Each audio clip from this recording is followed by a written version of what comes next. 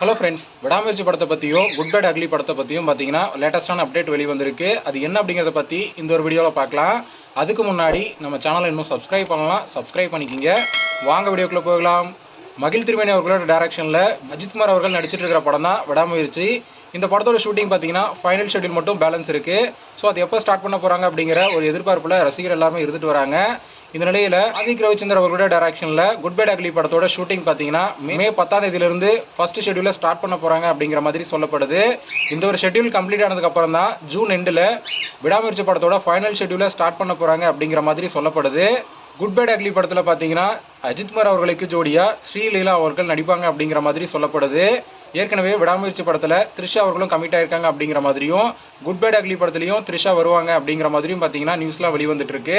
இந்த நிலையில் தெலுங்கு ஆக்டரான ஸ்ரீலீலா அவர்களும் ஒரு இம்பார்ட்டண்டான ரோல் பண்ண போகிறாங்க அப்படிங்கிற மாதிரி நியூஸ்லாம் வெளிவந்துட்டு இருக்கு. ஏற்கனவே இந்த படத்தில் எஸ்ஜே சூர்யா, பாபி டியோல் இவங்கெல்லாம் ஒரு முக்கியமான கதாபாத்திரத்தில் நடிக்க போகிறாங்க அப்படிங்கிற மாதிரியும் நியூஸ்லாம் வெளிவந்துட்டு இருக்கு. இருந்தாலும் படக்குழு தரப்புல இருந்து அஃபிஷியலான அப்டேட் வர வரைக்கும் நாம் வெயிட் பண்ணி பார்க்கலாம். ஓகே ஃப்ரெண்ட்ஸ், இந்த ஒரு தகவல் பற்றி உங்களோட கருத்து என்ன அப்படிங்கிறத கமெண்ட்டில் சொல்லுங்கள். இந்த வீடியோ பிடிச்சிருந்தா லைக் பண்ணுங்கள், ஷேர் பண்ணுங்கள். இது போன்ற சினிமா செய்திகளை தெரிந்து கொள்ள நம்ம சேனலை சப்ஸ்கிரைப் பண்ணி சப்போர்ட் பண்ணுங்கள். அடுத்த ஒரு வீடியோவில் பார்க்கலாம்.